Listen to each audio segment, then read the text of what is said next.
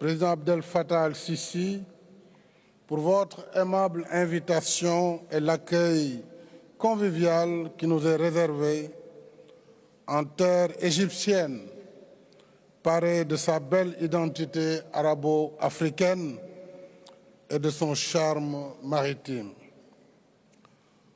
Tout a été dit sur l'état d'urgence climatique qui nous réunit ici. Les études scientifiques ont alerté plus d'une fois et nous vivons au quotidien les manifestations extrêmes des dérèglements climatiques. Plus que jamais, il faut agir pour sauver la planète par la mise en œuvre de l'accord de Paris sur le climat. L'Afrique y est engagée avec le projet de la Grande Muraille verte en cours d'exécution qui regroupe 11 pays africains de la zone sahélo-saharienne. Et ceci autour d'activités de restauration des terres et d'activités de reboisement et de création d'activités agro-silvopastorales.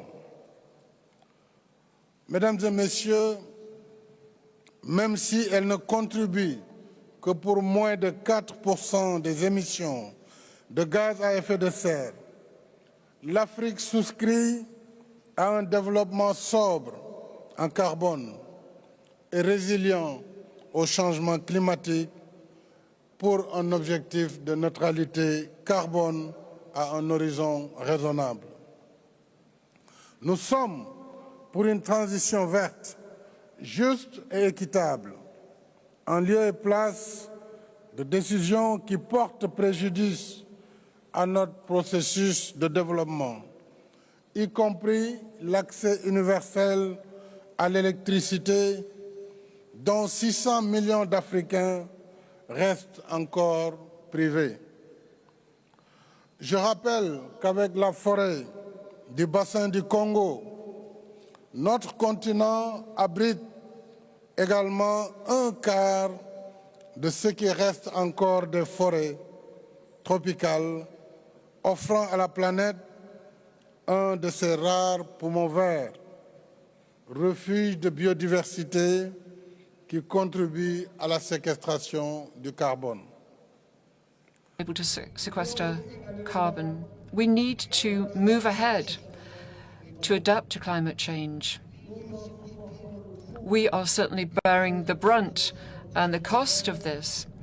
We are developing green development, and very often we use debt to do this. The implementation of adaptation is something that should be funded by grants and donations as per agreed conventions. We have our adaptation fund, and we have partner countries, and together in September last, we launched a call for action to implement the program to speed up adaptation in Africa. And I'd very much like to publicly thank European states here and the Foundation who were partners, who contributed to the tune of 90 million euros for that, to give us, it's a leverage in that we have been able to use in order to get adaptation funds. Accumulated funding for adaptation anticipated before 2030 will unfortunately account for less than a quarter of the estimated needs that Africa has as part of their NDCs nationally. Share,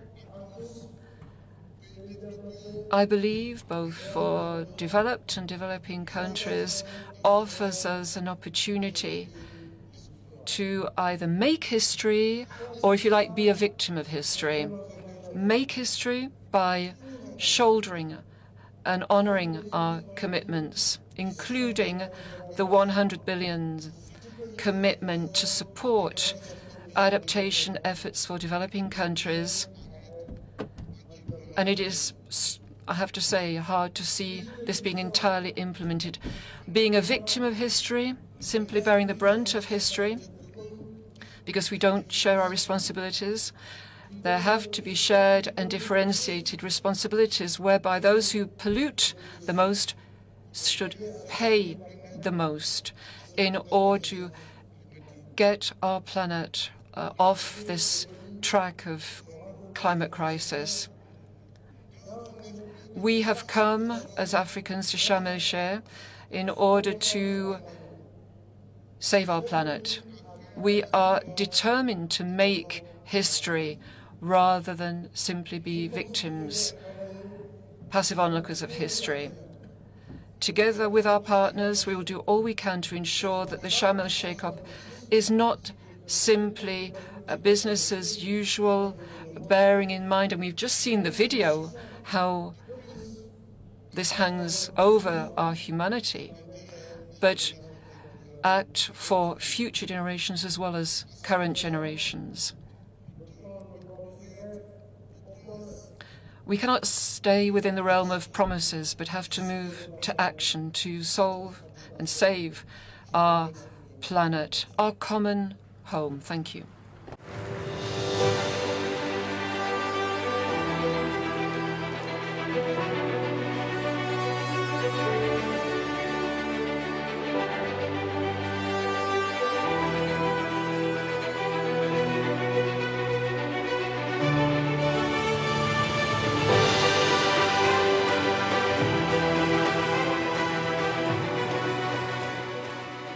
شكراً للسيد الرئيس ماكي سال رئيس دولة السنغال ورئيس. Thank you, President of Senegal, Mr. Macky Sall, and President of the African Union. Thank you for your statement. I'd now like to give the floor to Baroness Michel Shafik, who is the Director of the London School of Economics.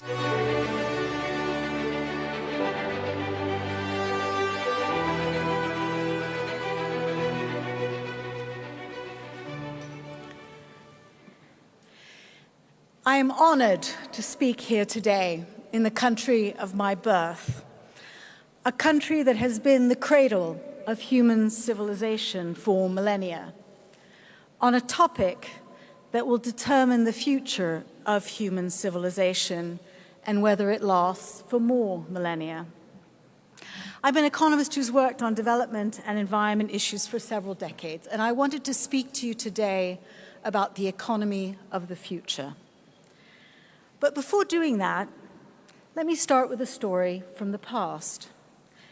Over 3,000 years ago, a different kind of climate change, not caused by greenhouse gases, but by volcanic eruptions, changed weather patterns in the world, resulting in persistent droughts that caused famines and political unrest in ancient Egypt.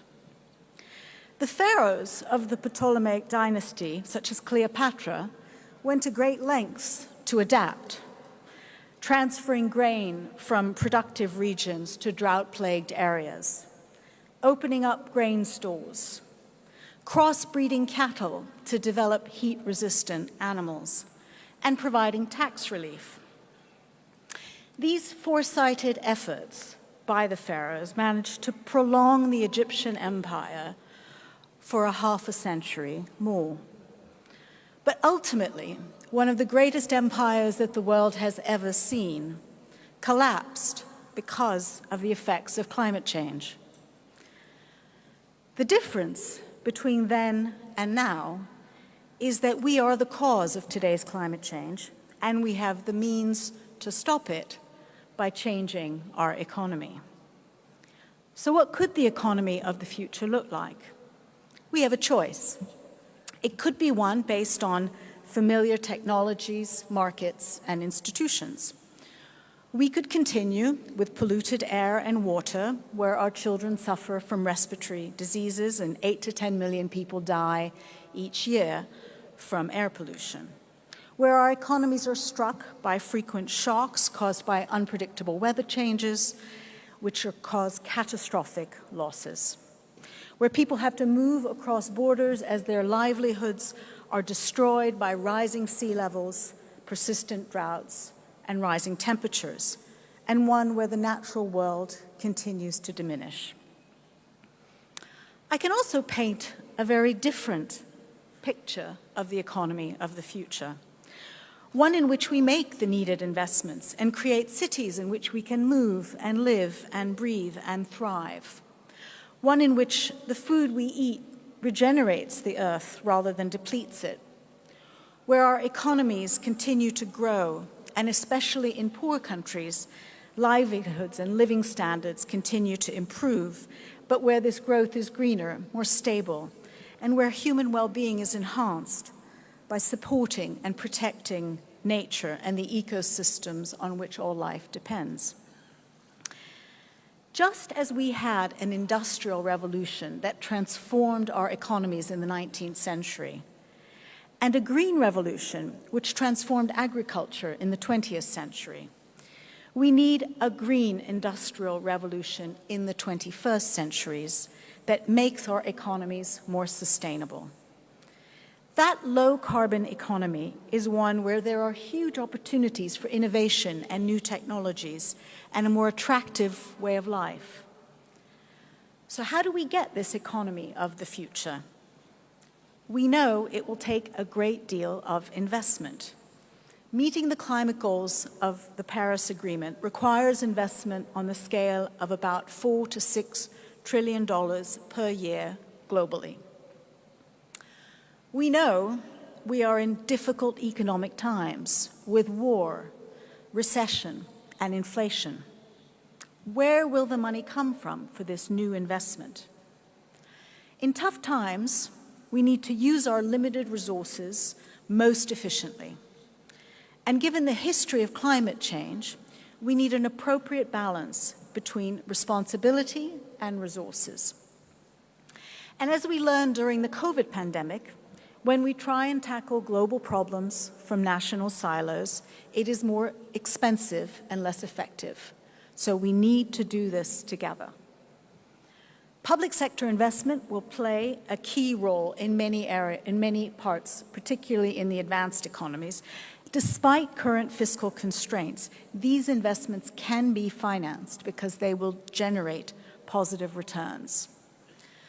For developing countries, many of which face high debt burdens and a high cost of capital, we need to enable the multilateral development banks to massively increase concessional finance to make clean investment cheaper than dirty ones. The actions needed are laid out very clearly in the report of the independent high-level expert group on climate finance, chaired by Vera Songway and Nick Stern, that will be launched this week. Lending by the multilateral development banks needs to increase at least threefold, supported by more capital and more imaginative ways of using their balance sheets, as has been recently suggested in a report to the G20. This lending needs to be supported so that the big emitters are compensated for incurring costs for producing global public goods, and so that adaptation funding is provided on generous terms for vulnerable countries where loss and damage is high. Such an approach would accelerate the green industrial and agricultural revolution using the most efficient financing channels we have for the world as a whole. And of course, the private sector has an important role to play. Governments can de-risk the regulatory environment by providing clear policy frameworks and guarantees. Development banks can provide platforms that crowd in private finance, creating leverage or sharing risks around first losses and frontier projects. And all sources of financing need to play their part at this moment to stretch beyond their comfort zones if we're going to make progress at the scale and speed that we need.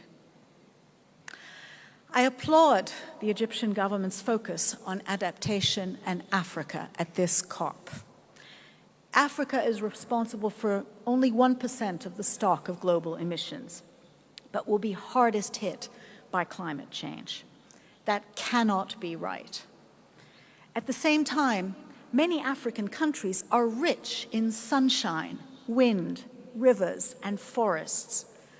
With support at a lower cost of capital, they could leapfrog the dirty energy systems of the past. And if we create a better carbon market, that could provide a huge source of income for countries rich in carbon sinks. The green industrial revolution could be the new growth story for Africa. So, the economy of the future is our choice. We face a classic intertemporal investment problem. Incur some investment costs now with high returns later, or opt for inaction or not enough action, but incur very high costs and risks later. Even if you don't take into account future generations, which make these arguments much, much stronger, it seems to me that the choice is clear. Climate change and biodiversity loss are here, and we are already suffering the consequences, as the film we just saw showed so clearly. Unlike the pharaohs, we can overcome this climate change by choosing a different economy for the future. Thank you very much.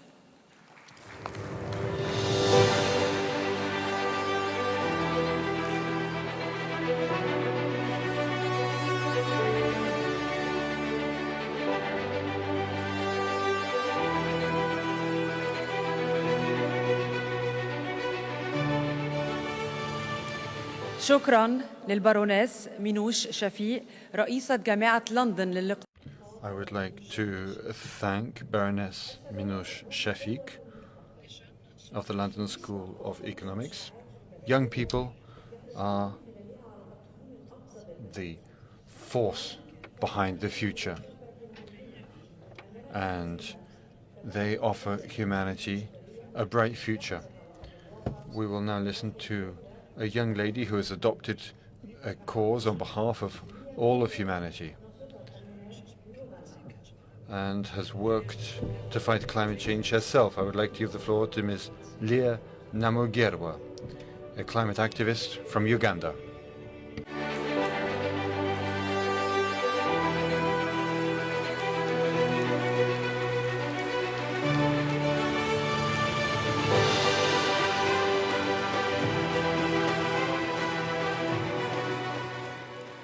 I greet you all who are here for a good cause, leaders who are working tirelessly to save our dear planet. I salute you. Individuals like Leah Namgera, who are doing whatever it takes to see that life continues on our dear planet. I salute you. And those who are still denying and have not yet believed that the climate crisis is affecting us, we have stories to share.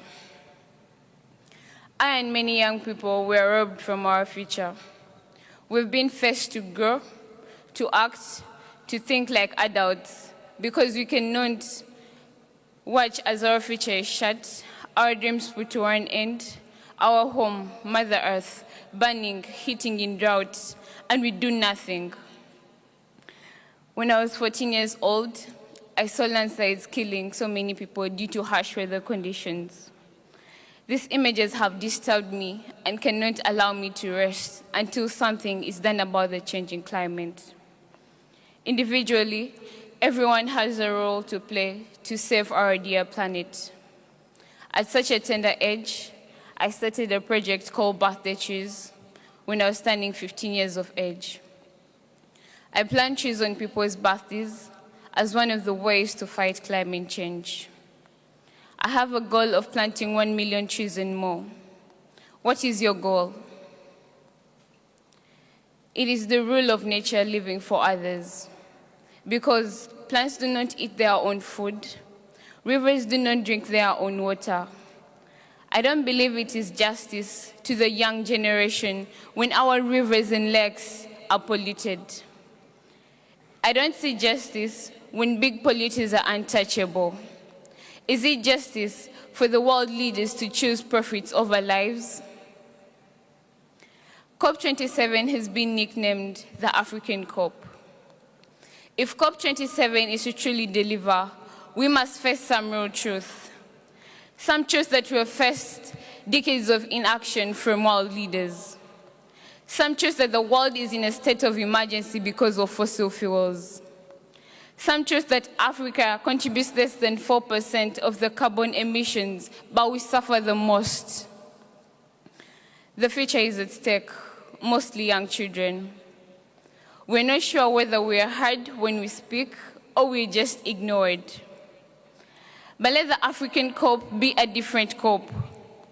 Let the African COP listen to the biggest stakeholders. Let the African COP be an action COP. Politicians, when you stand up to talk, my generation requests that speak like there is an emergency. Speak like you are not barren. Act like you have an access on Earth, because this is the only planet where we're going to carry on your legacy as your children. Men in office, how are you going to be remembered?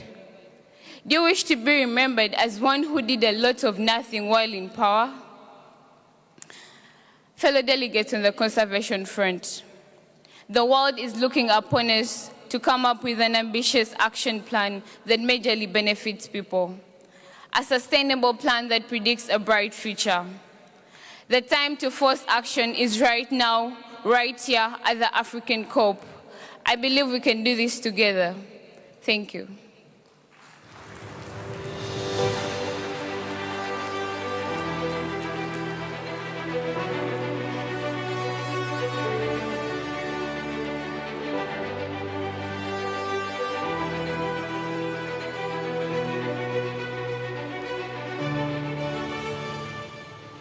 شكراً ليا ناموغيرا ناشطة المناخ من أوغندا. I would like to thank Ms. Leah Namugewa, climate activist from Uganda. Dear hosts, ladies and gentlemen, I would now like to welcome the 2007 Nobel Prize winner, fighter for the climate and for Earth, former Vice President of the United States, Mr. Al Gore.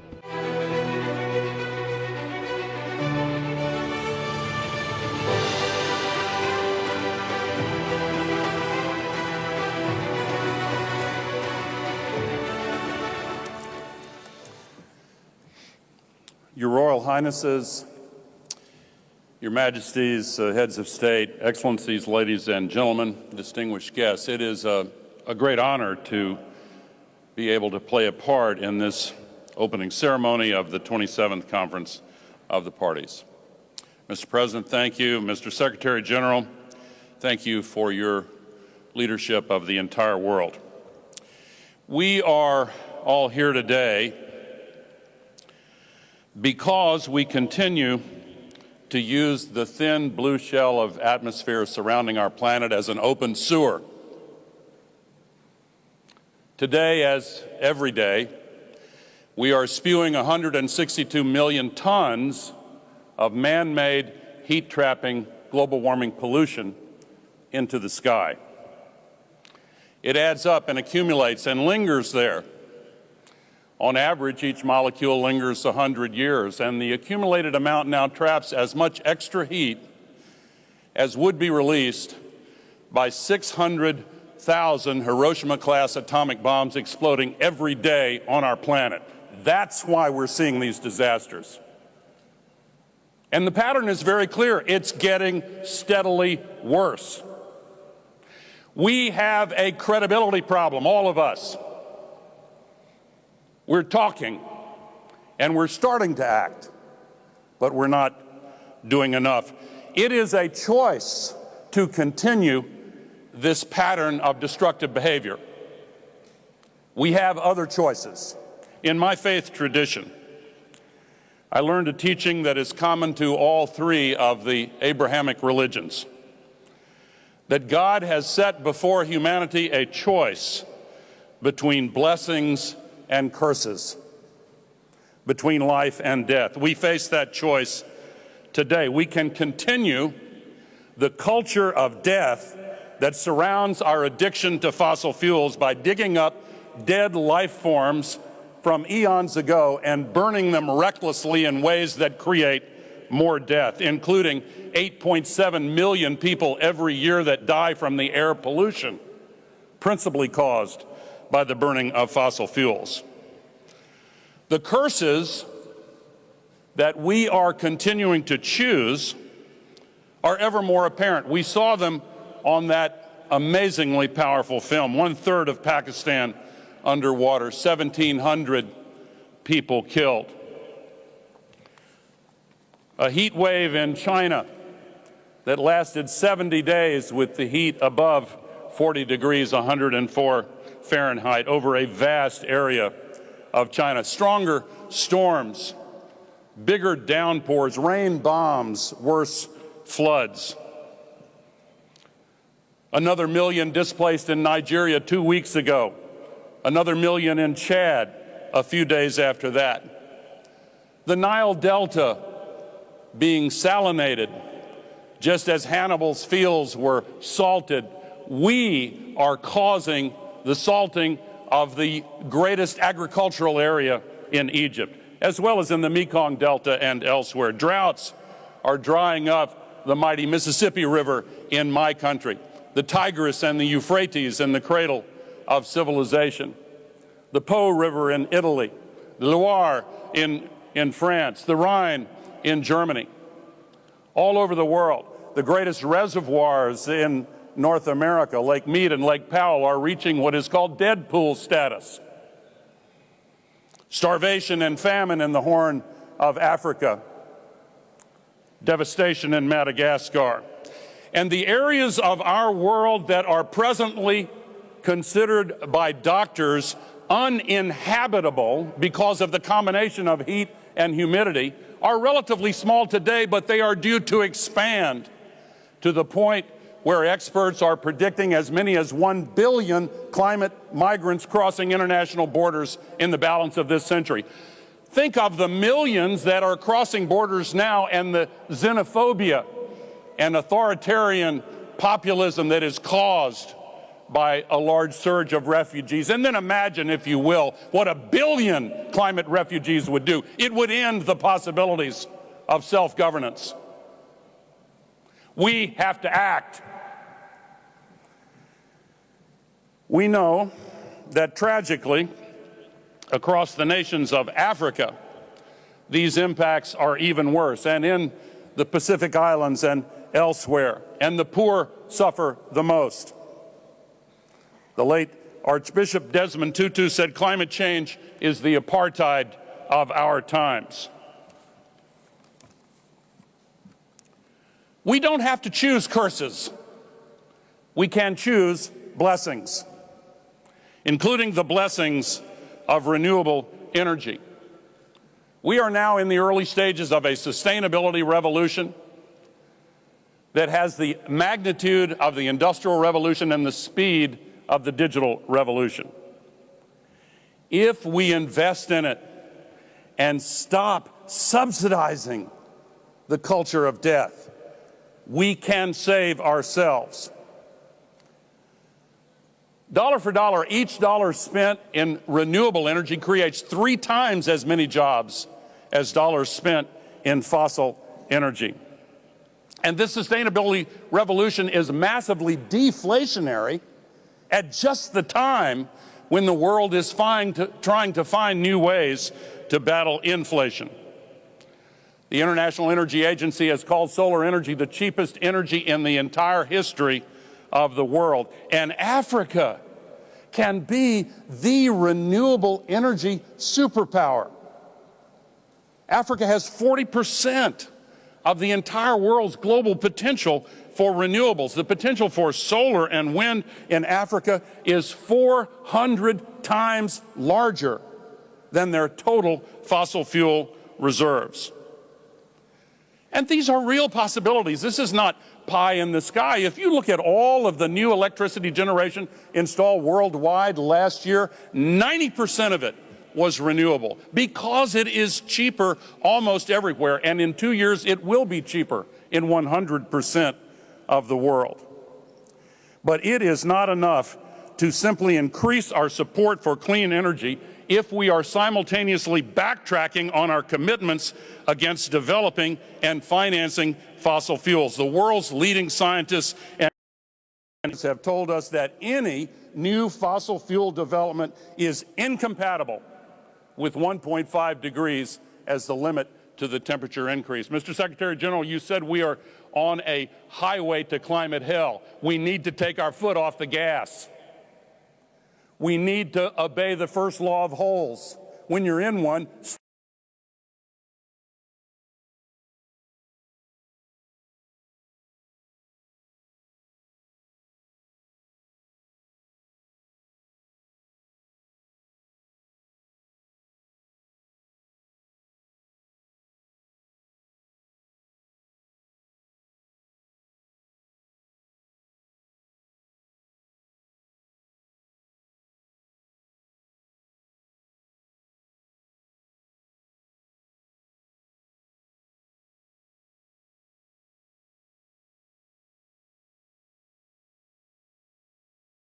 by the cruel and evil war launched by Russia in Ukraine as an excuse for locking in long-term commitments to even more dependence and addiction on fossil fuels. We have to move beyond the era of fossil fuel colonialism. And that's what it is.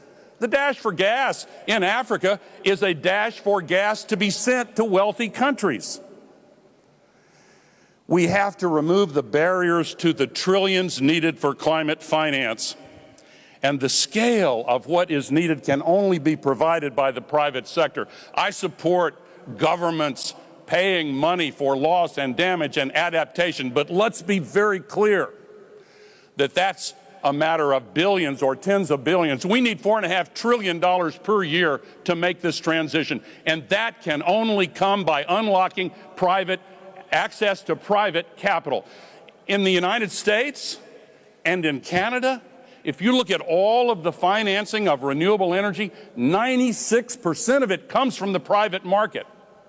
If you look at Africa, much lower amounts overall, but what percentage of it comes from private markets? Not 96%, 14%. 86% comes from governments. Why is that? Because, for example, if you want to build a solar field in Nigeria, even though it's profitable, you have to pay interest rates that are 7 times higher than the interest rates paid by OECD countries. That is unjust. It is insane.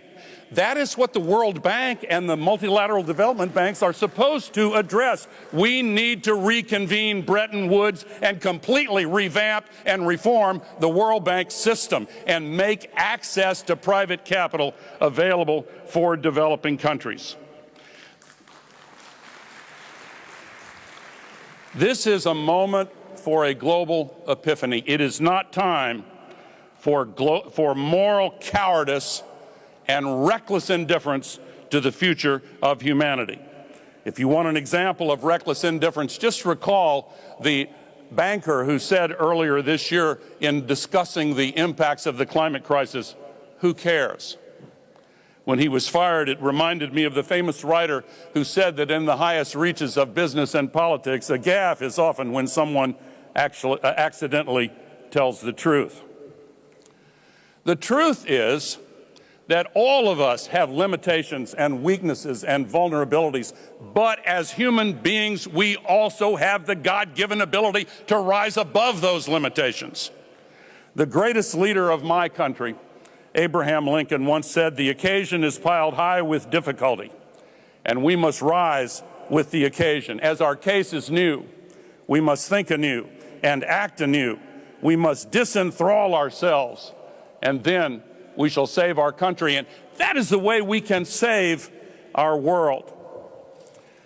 More is needed, but we have the basis for hope. Just days ago, the people of Brazil chose to stop the destruction of the Amazon. Earlier this year, the people of Australia chose to start leading the renewable energy revolution.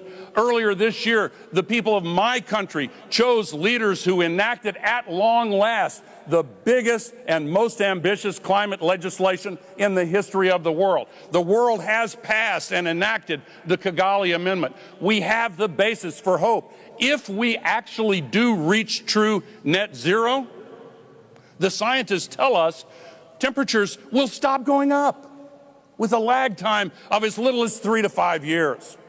And if we stay at true net zero, half of all of the man-made CO2 will fall out of the atmosphere in as little as 25 to 30 years. But we have to choose blessings instead of curses. We have to choose life over death. If we are truly to make this COP the one that drives implementation of the pledges made in Glasgow, we must equip ourselves with every tool and resource to facilitate our path to true net zero and work together to drive impact and increase accountability. I want to applaud the Secretary General for making transparency around these net zero goals a priority. And I'm proud that 2 days from now, Climate Trace, a nonprofit coalition of artificial intelligence experts and data scientists and researchers and NGOs, will announce the first inventory of site-specific facility sources of greenhouse gas pollution, the most detailed inventory ever assembled that can be used to identify exactly where all this pollution is coming from. There is a path that we can make from here to a future with hope. As a final point, I started by saying that we have a credibility problem, but we also have the ability to address it. And if anyone doubts that we can summon the political will to do what is necessary and to save our future, always remember that political will is itself a renewable resource. Thank you.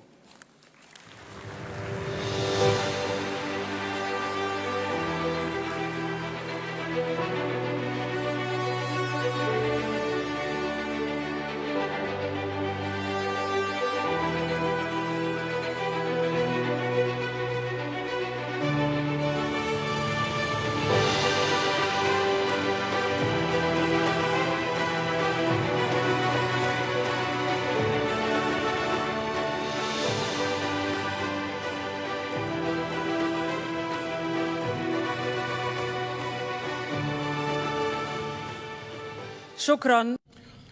Thank you, Mr. Former Vice President of the United States, Al Gore. Peace Nobel Prize laureate. Now, please allow me to call on Ms. Veronica Eyring of the University of Bremen.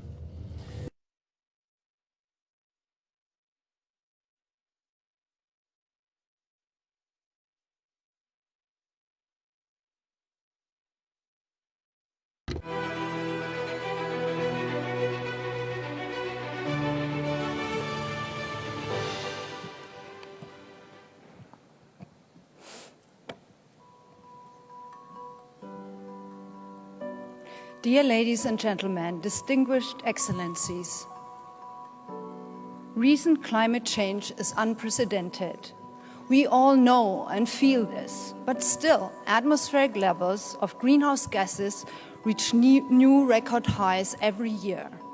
Atmospheric concentration of CO2 has risen to 416 parts per million today, being now 50% above the pre-industrial level. As a consequence, global warming has reached 1.1 degrees Celsius above pre-industrial levels in 2020. This is already very close to the Paris Agreement to limit global warming to near 1.5 degrees. The speed of this warming is rapid, and it is unprecedented in more than 2,000 years. Over the history of our planet, changes in global temperature were caused by natural events, like volcanic eruptions, the sun's activity, and orbital cycles. But the warming we observe since 1850 is not caused by natural events. It is caused by human activities emitting CO2 and other greenhouse gases. also causing widespread, rapid, and intensifying climate changes across the entire Earth system, which will increase with any additional further warming.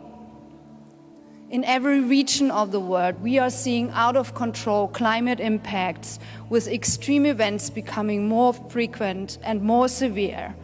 Many of the recent extremes would have been highly unlikely to occur without human-induced climate change. Across sectors and regions, the most vulnerable people and ecosystems are disproportionately affected by these changes. The rise in extremes has led to some irreversible impacts as nature and humans are pushed beyond their ability to adapt. So what are our possible futures? These are the 5 CO2 emission scenarios assessed by the IPCC that depend on the level of climate change mitigation. 2 low scenarios in blue, where CO2 emissions immediately decline, 2 high scenarios in red, where they continue to rise, and an intermediate. And these are the corresponding temperature projections for each scenario. As you can see, only in the lowest emission scenario in the upper left, global warming projections stay close to 1.5 degrees by the end of the century, while in all others, projected warming is much higher. These climate projections provide a clear signal to COP27. To limit to 1.5 degrees, we need to cut CO2 emissions by around 45% by 2030. This is already in 8 years. And they must decline further to achieve net zero by 2050, followed by negative CO2 emissions throughout the rest of the century. Immediate, deep and sustained reductions of methane and other greenhouse gases are also required. Otherwise, limiting warming to 1.5 degrees will be beyond reach. But we are not on track. Not with policies that were implemented by December 2020, not with COP26 pledges, and not with policies currently in place that with no additional action are projected to lead to a global warming of 2.8 degrees. Distinguished Excellencies, this is falling far short of the Paris goals with no credible pathway to 1.5 degrees in place. Much stronger mitigation measures are needed to keep warming below 1.5 degrees, even for limiting it to 2 degrees. This demands immediate, critical steps to shift societies, economies, and technologies towards net zero emissions across all sectors and all regions. It requires a systematic change, turning away from fossil fuel use, from exploitation of natural resources, and from unsustainable agriculture, forestry, and other land use. The next few years are critical. We have the know-how to take meaningful, more decisive climate actions, creating new economic opportunities for zero-carbon technology and conserving, protecting, and restoring ecosystems. Now is the time. Climate scientists around the whole world work together to provide you with this robust information on climate change and pathways for climate action. Comprehensive and long-term observation provide us with unprecedented and compelling information about the Earth system. Climate models provide us with robust information about future climate changes and impacts on natural and human systems. Based on this research, the IPCC 6th Assessment Report assessed the latest science on climate change. The cumulative scientific evidence is unequivocal. Climate change is a threat to human well-being and planetary health. Any further delay in collective global action on adaptation and mitigation will miss a brief and rapidly closing window of opportunity to secure a livable and sustainable future for all. To avoid a climate catastrophe, we need urgent, large-scale transformation of our industrial energy and transport systems and our whole way of life. a shift from exploitation to cooperation with the environment towards nature-based solutions that help restore ecosystems and preserve biodiversity. Only then we can create a sustainable and climate-resilient world. The time for action is now, here at COP27. This is a global problem which requires action from all countries of the world, from all of you working together. Dear ladies and gentlemen, distinguished excellencies, your choices made in the coming 2 weeks matter for many generations to come. We, the whole world, count on you. Thank you.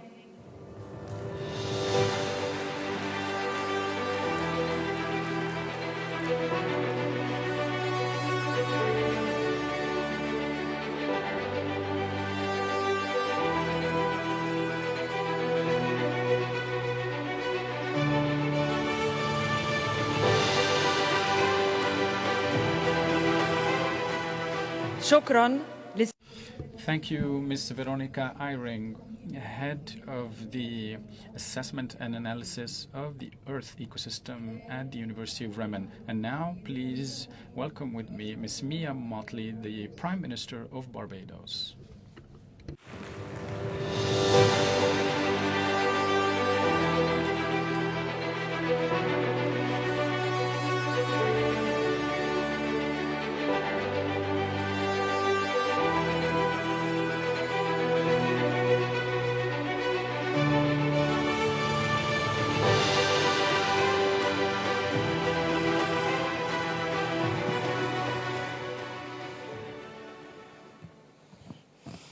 Excellencies, distinguished ladies and gentlemen, permit me to thank you, Your Excellency, President El-Sisi, for your wonderful hospitality and for all courtesies extended to us. And I want to congratulate Simon Steele, a son of the Caribbean, of whom we're very proud in his new role as Executive Director.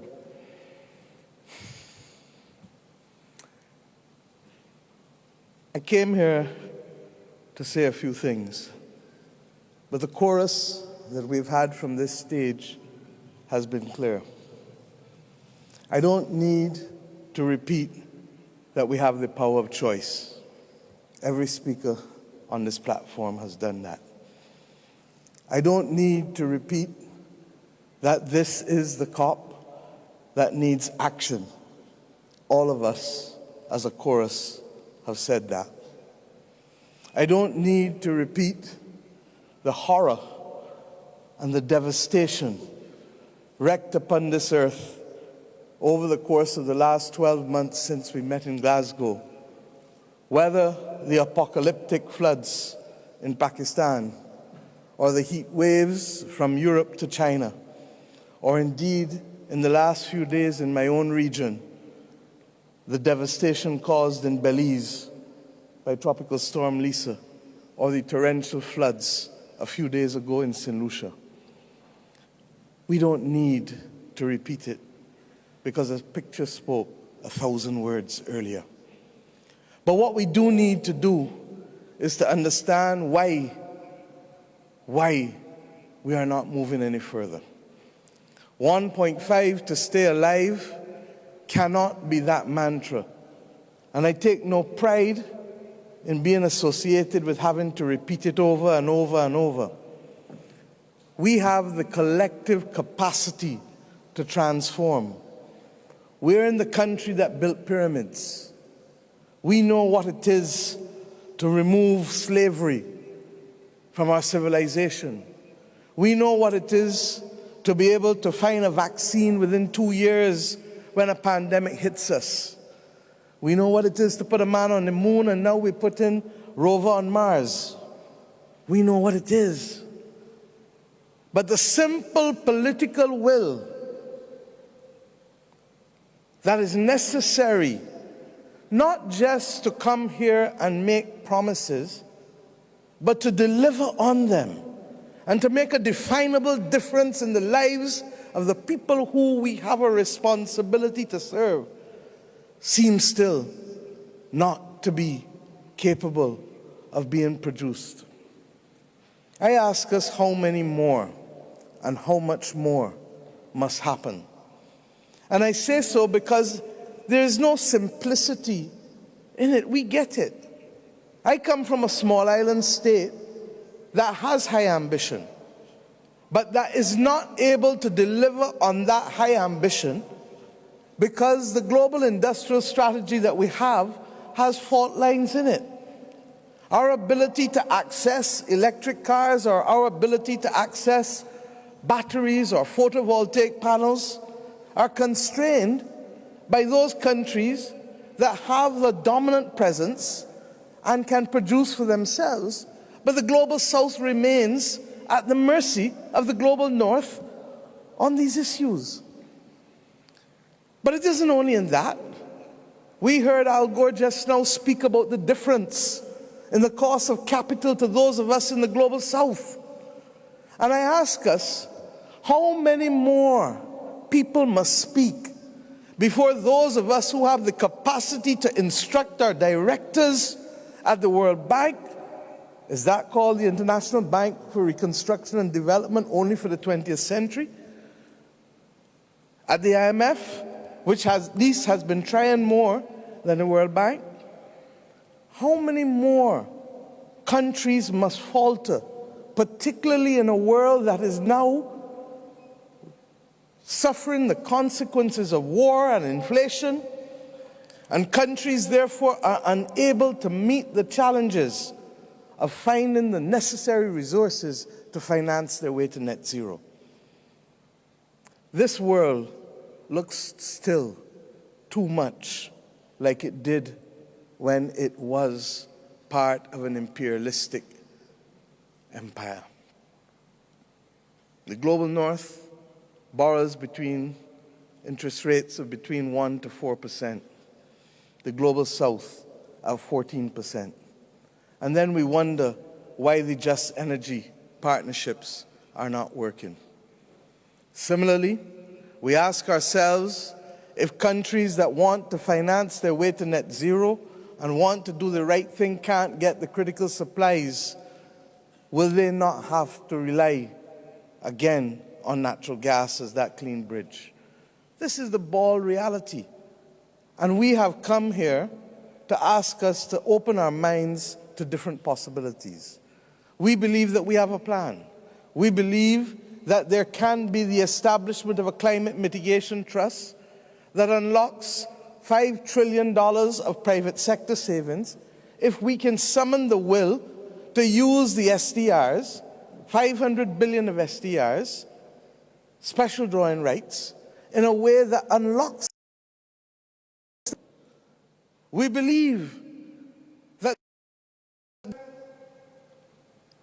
a change in the attitude of Congress, because the agreement that establishes the International Monetary Fund requires 85% to change that agreement. And if the United States government has 17% of the quota, then it can't be done, Mr. Gore, without your Congress. Similarly, we accept that there was and must be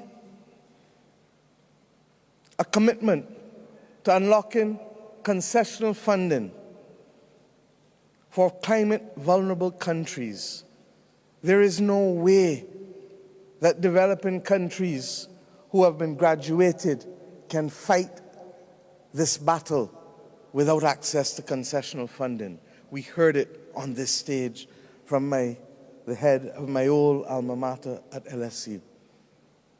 We believe that it is critical that we address the issue of loss and damage. The talk must come to an end. And I'd like to salute Denmark and Belgium and Scotland for their own modest ways of trying to accept the precepts and principles of loss and damage as critical and as morally just. But for loss and damage to work, we believe that it can't only be an issue of asking state parties to do the right thing, although they must. But we believe that the non-state actors and the stakeholders, the oil and gas companies, and those who facilitate them, need to be brought into a special convocation between now and COP28. How do companies make $200 billion in profits in the last 3 months and not expect to contribute at least 10 cents in every dollar of profit to a loss and damage fund? This is what our people expect. And I ask us, as we reflect on what a loss and damage fund can look like and who should access it, that we convene a special convocation that doesn't only involve state parties, but non-state actors, such as the same companies. We believe as well that the time has come for the introduction of natural disaster and pandemic clauses in our debt instruments. I have said that if Barbados is hit tomorrow, because we have natural disaster clauses, God forbid if we are hit tomorrow, we unlock 18% of GDP over the next 2 years, because what we do is effectively put a pause on all of our debt and put it at the end for 2 years and put it at the end, and we pay back that money at the end. But what we get is the flexibility in the first 2 years to address issues of damage and loss. And finally, we believe that the multilateral development banks have to reform. Yes, it is time for us to revisit Bretton Woods. Yes, it is time for us to remember that those countries who sit in this room today did not exist at the time that the Bretton Woods institutions were formed for the most part. And therefore we have not seen, we have not been heard sufficiently. And if we are therefore to rise to the occasion, to play our part to stop the tragic loss of life that we have seen on these screens and the impact on livelihoods that we are feeling across our countries, then there needs to be a new deal with respect to the Bretton Woods institutions. And we need to ensure that they have a different view to their risk appetite, that we look at the SDRs, and that we look at other innovative ways to expand the lending that is available from billions to trillions. My friends, the time is running out on us. And yes, we have the power of choice. When asked what should he do when he became president of South Africa, should he pursue a path of vengeance or should he seek to build a state, Nelson Mandela chose to be able to build a state and to keep a country together. He chose blessings instead of curse because he believed that it would make a defining difference. When given the choice of how to treat to post-war Europe, President Truman settled the Marshall Plan that made the definable difference to the countries that were responsible, yes, for the destruction of so much and for the loss of life of so many. But in spite of that, they chose to rise above it. I ask us today, what will our choice be? We have the power to act or the power to remain passive and do nothing. I pray that we will leave Egypt with a clear understanding that the things that are facing us today are all interconnected. I thank President El-Sisi for his comments that there needs to be peace, because countries like ours continue to suffer as a result of a war that we have no part of, and a war that we want to see come to an end. Our people on this earth deserve better, and what is more, our leaders know better. Because while many of us may not have been alive during the great wars, the consequences of those wars still live with us, and we have the capacity to choose differently. I ask the people of the world, and not just the leaders, therefore, to hold us accountable and to ask us to act in your name to save this earth and to save the people of this earth. The choice is ours. What will you do? what will you choose to save? Thank you.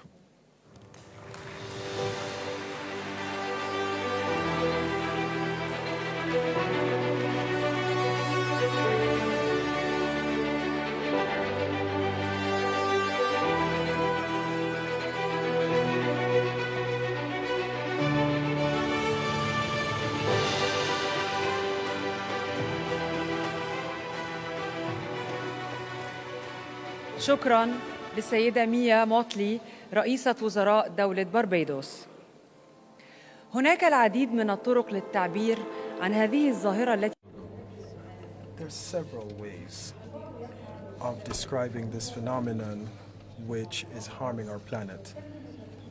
Some think in terms of initiatives, and others are thinking of implementation to bring about change. And there are, of course, others who are thinking and expressing themselves through art and inspiration.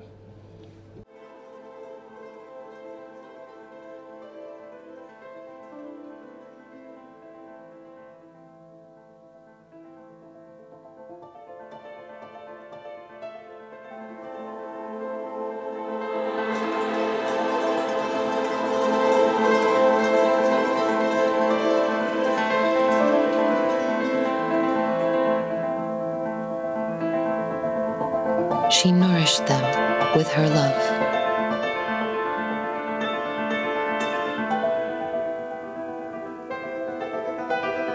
They were hungry for more.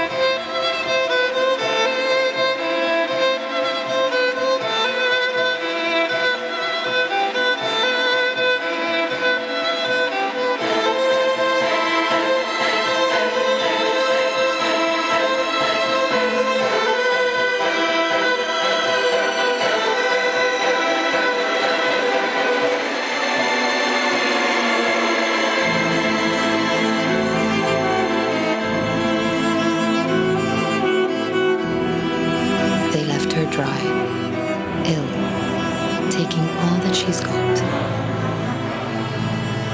She taught them a lesson they didn't learn.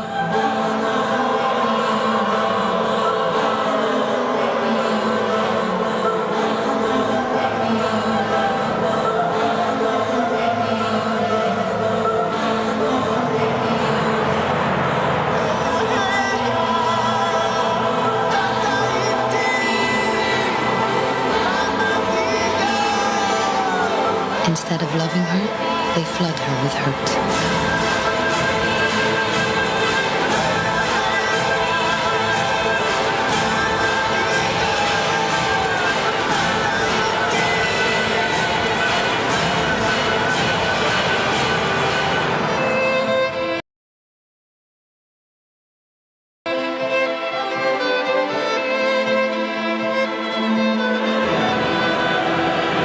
They sit back and watch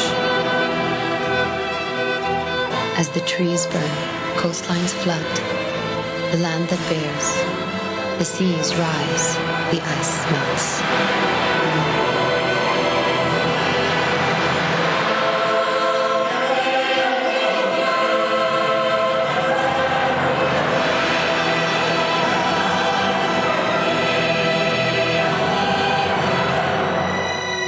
Now is the time to act.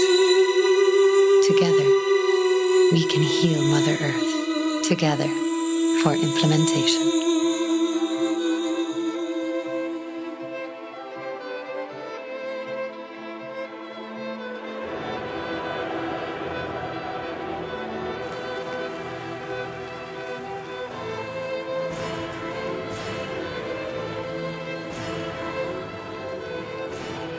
ضيوف مصر الكرام، شكراً للمشاركة في الدورة 27 من قمة المناخ.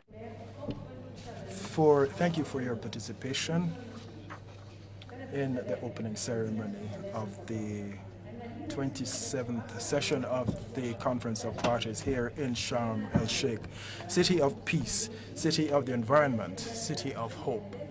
We are all convinced that we will be able to deliver the results expected of us. This collective action for implementation, together for implementation. Thank you.